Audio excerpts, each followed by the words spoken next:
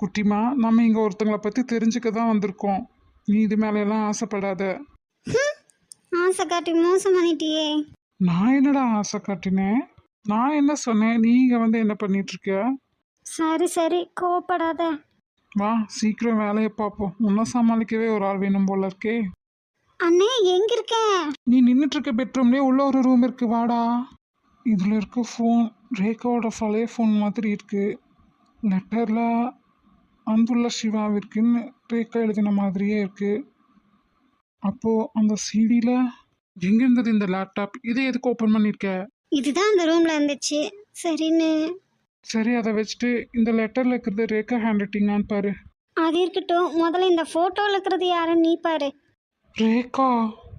இந்த லெட்டரில் இருக்கிற ஹேண்ட் ரைட்டிங்கும் ரேகாக்காவோட தான், அந்த மொபைலும் அவங்களது தான். உனக்கு நல்லா தெரியுமா இந்த மொபைல் ரேகாவோடதுன்னு?